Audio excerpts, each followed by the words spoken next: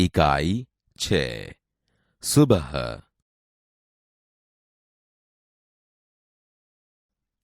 बाल दोस्तों, आपने कई सारी कहानियां सुनी होगी। आज हम एक ऐसा प्रसंग सुनेंगे जो आप सबको जीने का जज्बा देगा।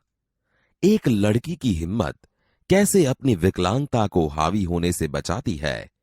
तो चलो सुनना है ना। प्रसंग कथा। सुबह सुबह रेशमा ने देखा कि घर के सभी लोग सफाई में व्यस्त हैं। कोई सामान झाड़ रहा है तो कोई मकड़ी के जाले उतार रहा है। रेशमा ने सोचा, जरूर आज कोई खास बात है।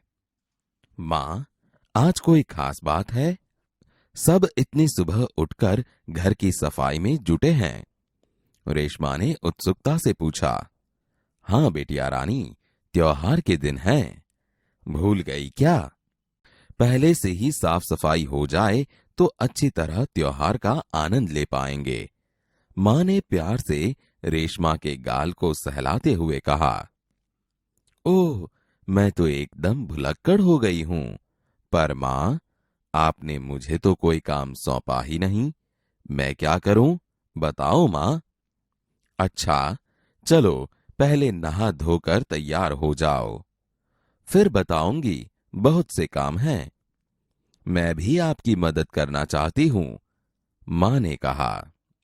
रेशमा ने रुआंसे स्वर में कहा। मदद तो मैं जरूर लूंगी। मैंने तुम्हारे लिए कई काम सोच रखे हैं। नहा धोकर नाश्ता कर लो, फिर बताऊंगी। कहते कहते मां ने उसकी पहिए वाली कुर्सी पर बैठा दिया। रेशमा ने अपने पहिए वाली कुर्सी को धीरे धीरे धकेला और अपने दैनिक कार्यों में लग गई। रेशमा जब 5 साल की थी, तभी से उसके दोनों पैर काम नहीं करते थे। उसे बहुत तेज बुखार हुआ और घुटनों से नीचे दोनों पांव एकदम बेजान हो गए। बहुत इलाज करवाया, पर रेशमा के पांवों में जान नहीं आई। उसे पोलियो हो गया था। रेशमा बहुत हिम्मत वाली लड़की थी। शुरू शुरू में उसे जरूर दूसरों की सहायता लेनी पड़ी, परंतु अब 11 साल की उम्र में वह अपने सारे काम स्वयं करती है। वह अपने परिवार पर अपने काम के लिए निर्भर नहीं रहना चाहती। परिवार के सभी सदस्य, पिताजी, छोटा भाई गोलू, दादी जी, दादाजी, सभी उसे बहुत प्यार करते हैं। वह सबकी आंखों का तारा है। मां ने रसोई घर में सारे बर्तन, डिब्बे, बोतलें नीचे उतारकर साफ कर दिए थे। उन्होंने रेशमा को आवाज दी। रेशु, अगर तुमने नाश्ता कर लिया हो तो काम में मेरा हाथ बटाओ। हाँ मां, मैंने नाश्ता कर लिया। दूध का मेवे वाला दलिया बहुत अच्छा बना है।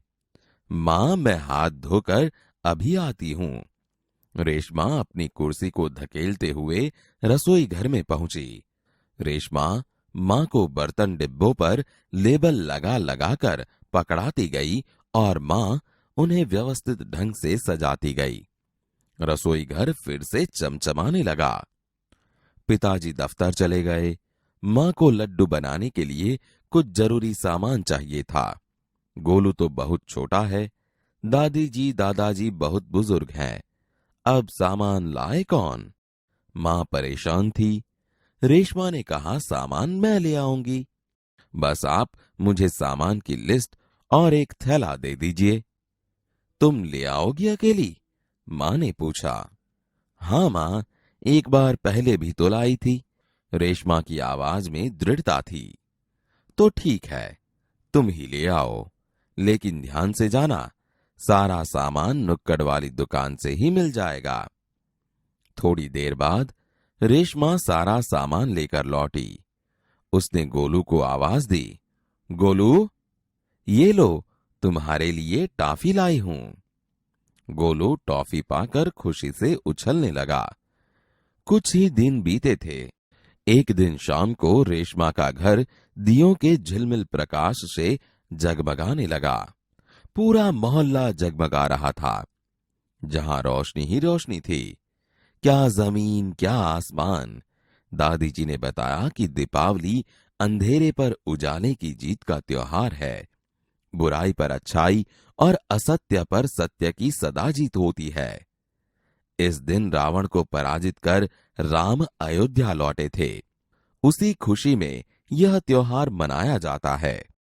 रेशमा और गोलू बड़े ध्यान से दादी जी की बातें सुन रहे थे। कुछ देर बाद सबने मिलकर पूजा की और प्रसाद खाया। गोलू अपने दोस्तों के साथ पटाखे छुड़ाने में मग्न हो गया। रेशमा अपने दादा दादी के साथ फुलझड़ियां जला रही थी। इतने में रेशमा ने देखा कि गोलू ने जिस पटाखे को बुझा हुआ समझकर छोड़ दिया था, उसमें चिंगारियां निकलने लगी हैं। गोलू की पीठ पटाखे की तरफ थी। रेशमा चिल्लाई, गोलू, गोलू, बचो, तुम्हारे पीछे पटाखा है। पटाखों के शोर में रेशमा की आवाज दब गई। सबसे पहले रेशमा जल्दी जल्दी कुर्सी को धकेलती गोलू के पास जा पहुंची। उसने गोलू को जोर से धक्का दिया और खुद आगे निकल गई। अपनी कुर्सी की गति के कारण धड़ाम जोर का धमाका हुआ। रेशमा की फुर्ती ने गोलू को जलने से बचा लिया। गोलू को कुछ समझ न आया कि उसे धक्का किसने दिया और क्यों। धमाके की आवाज सुनकर माँ पिताजी भी बाहर दौड़े चले आए। कुर्सी रेशमा के ऊपर थी और रेशमा नीचे। पिताजी ने कुर्सी सीधी की और रेशमा को उस पर बैठा दिया। माँ भयभीत थी, बोली, कहीं चोट तो नहीं लगी रेशु? रेशमा ने उन्हें सारी बात बताई। सबने रेशमा की पीठ थपथपाई। गोलू रेशमा के पास आकर नाटकीय ढंग से बोला, दीदी, आज तो आपने मेरी जान बचा ली। आपका यह धमाकेदार धक्का मुझे हमेशा याद रहेगा। सभी लोग खिलखिलाकर हंस पड़े। रेशमा की शारीरिक कमी उसके इरादों में कभी बाधा नहीं बनी। वह आज भी उतनी ही जिंदादिल और परिश्रम से अपना जीवन जी रही है। उसकी हर सुबह नई सुबह होती है। वह हर सुबह अपने काम में नए इरादे से जुट जाती है। सुबह सुबह रेशमा ने देखा कि घर के सभी लोग सफाई में व्यस्त हैं। कोई सामान झाड़ रहा है तो कोई मकड़ी के जाले उतार रहा है। रेशमा ने सोचा, जरूर आज कोई खास बात है। माँ, आज कोई खास बात है? सब इतनी सुबह उठकर घर की सफाई में जुटे हैं। हाँ बिटिया रानी, त्योहार के दिन है। भूल गई क्या? पहले से ही साफ सफाई हो जाए तो अच्छी तरह त्योहार का आनंद ले पाएंगे। ओह, मैं तो एकदम भुलक्कड़ हो गई हूँ। पर माँ, आपने मुझे तो कोई काम सौंपा ही नहीं।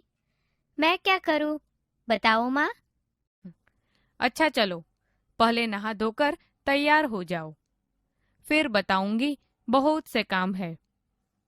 मैं भी आपकी मदद करना चाहती हूँ। मदद तो मैं जरूर लूंगी।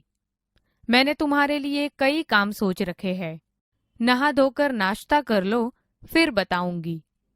माँ ने रेशमा को उसकी पहिए वाली कुर्सी पर बैठा दिया। रेशमा ने अपनी पहिए वाली कुर्सी को धीरे धीरे धकेला और अपने दैनिक कार्यों में लग गई। रेशमा जब 5 साल की थी, तभी से उसके दोनों पैर काम नहीं करते थे।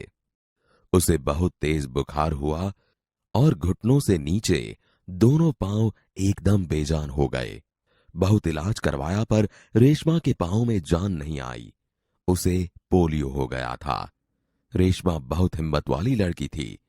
शुरू शुरू में उसे जरूर दूसरों की सहायता लेनी पड़ी, परंतु अब 11 साल की उम्र में वह अपने सारे काम स्वयं करती है। वह अपने परिवार पर अपने काम के लिए निर्भर नहीं रहना चाहती। परिवार के सभी सदस्य, पिताजी, छोटा भाई गोलू, दादी जी, दादाजी, सभी उसे बहुत प्यार करते हैं। वह सबकी आंखों का तारा है। मां ने रसोई घर में सारे बर्तन, डिब्बे, बोतलें नीचे उतारकर साफ कर दिए थे। रेशु, अगर तुमने नाश्ता कर लिया हो तो काम में मेरा हाथ बटाओ। हाँ माँ, मैंने नाश्ता कर लिया। दूध का मेवे वाला दलिया बहुत अच्छा बना है। माँ, मैं हाथ धोकर अभी आती हूँ। रेशमा अपनी कुर्सी को धकेलते हुए रसोई घर में पहुंची। रेशमा माँ को बर्तन डिब्बों पर लेबल लगा लगा कर पकड़ाती गई और माँ उन्हें व्यवस्थित ढंग से सजाती गई। रसोई घर फिर से चमचमाने लगा। तेरे पिताजी दफ्तर चले गए। मुझे लड्डू बनाने के लिए कुछ जरूरी सामान चाहिए था। गोलू तो बहुत छोटा है। दादी जी दादाजी बहुत बुजुर्ग है। अब सामान लाए कौन? सामान मैं ले आऊंगी। बस आप मुझे सामान की लिस्ट और एक थैला दो। तुम ले आओगी अकेली? हाँ माँ, एक बार पहले भी तो लाई थी। तो ठीक है, तुम ही ले आओ, लेकिन ध्यान से जाना। सारा सामान नुक्कड़ वाली दुकान से ही मिल जाएगा। थोड़ी देर बाद रेशमा सारा सामान लेकर लौटी। गोलू, ये लो, तुम्हारे लिए टॉफी लाई हूँ। गोलू टॉफी पाकर खुशी से उछलने लगा। कुछ ही दिन बीते थे। एक दिन शाम को रेशमा का घर दियों के झिलमिल प्रकाश से जगमगाने लगा। पूरा मोहल्ला जगमगा रहा था। जहां रोशनी ही रोशनी थी। क्या जमीन क्या आसमान। दादी जी ने बताया कि दीपावली अंधेरे पर उजाले की जीत का त्योहार है। बुराई पर अच्छाई और असत्य पर सत्य की सदा जीत होती है। इस दिन रावण को पराजित कर राम अयोध्या लौटे थे। उसी खुशी में यह त्योहार मनाया जाता है। रेशमा और गोलू बड़े ध्यान से दादी जी की बातें सुन रहे थे। कुछ देर बाद सबने मिलकर पूजा की और प्रसाद खाया। गोलू अपने दोस्तों के साथ पटाखे छुड़ाने में मग्न हो गया। रेशमा अपने दादा दादी के साथ फुलझड़ियां जला रही थी। इतने में रेशमा ने क्या देखा कि गोलू ने जिस पटाखे को बुझाया हुआ समझकर छोड़ दिया था, उसमें चिंगारियां निकलने लगी हैं। गोलू की पीठ पटाखे की तरफ थी। गोलू, गोलू बचो, तुम्हारे पीछे पटाखा है। पटाखों के शोर में रेशमा की आवाज दब गई। सबसे पहले रेशमा जल्दी जल्दी कुर्सी को धकेलती गोलू के पास जा पहुंची। उसने गोलू को जोर से धक्का दिया और खुद आगे निकल गई। अपनी कुर्सी की गति के कारण धड़ाम जोर का धमाका हुआ। रेशमा की फुर्ती ने गोलू को जलने से बचा लिया। गोलू को कुछ समझ न आया कि उसे धक्का किसने दिया और क्यों। धमाके की आवाज सुनकर माँ पिताजी भी बाहर दौड़े चले आए। कुर्सी रेशमा के ऊपर थी और रेशमा नीचे। पिताजी ने कुर्सी सीधी की और रेशमा को उस पर बैठा दिया। माँ भयभीत थी। कहीं चोट तो नहीं लगी रेशु? रेशमा ने उन्हें सारी बात बताई। सबने रेशमा की पीठ थपथपाई। गोलू रेशमा के पास आया। दीदी, आज तो आपने मेरी जान बचा ली। आपका यह धमाकेदार धक्का मुझे हमेशा याद रहेगा। सभी लोग खिलखिलाकर हंस पड़े। रेशमा की शारीरिक कमी उसके इरादों में कभी बाधा नहीं बनी। वह आज भी उतनी ही जिंदा दिल और परिश्रम से अपना जीवन जी रही है। उसकी हर सुबह नई सुबह होती है। वह हर सुबह अपने काम में नए इरादे से जुट जाती है। बाल दोस्तों, इस चित्र को ध्यान से देखिए।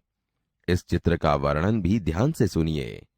चित्र में ग्वाला है, उसके हाथ में लाठी है। पास में नदी है, नदी में नाव है। नदी में मछली है। नदी में कमल के फूल हैं। नदी के किनारे पेड़ हैं। आकाश में बादल है। अब कुछ छूट गया है तो आप जोड़िए। बाल दोस्तों, आपने चित्र का वर्णन सुना, लेकिन इसी चित्र का वर्णन फिर से सुनिए। ध्यान से सुनना। हाँ, वर्णन में क्या भेद है ये मुझे बताना पड़ेगा। चलो, तैयार? हाँ, तो सुनिए। यह एक सुंदर चित्र है। चित्र में एक ग्वाला है। उसके हाथ में लंबी लाठी है। पास में एक बड़ी नदी है। नदी में 2 नाव हैं। नदी में 3 मछलियां हैं। नदी में कमल के सुंदर फूल हैं। नदी के किनारे छोटे बड़े पेड़ हैं। आकाश में काले काले बादल हैं। हाँ, ध्यान से सुनना था। हाँ, तो अब बताइए क्या नया लगा। हाँ, तुम सही हो। तो इन वाक्यों में एक सुंदर, एक लंबी, बड़ी, 2, 3, कमल, सुंदर, छोटे बड़े, काले काले जैसे शब्दों का विशेष रूप से प्रयोग हुआ है। इसे विशेषण कहा जाता है।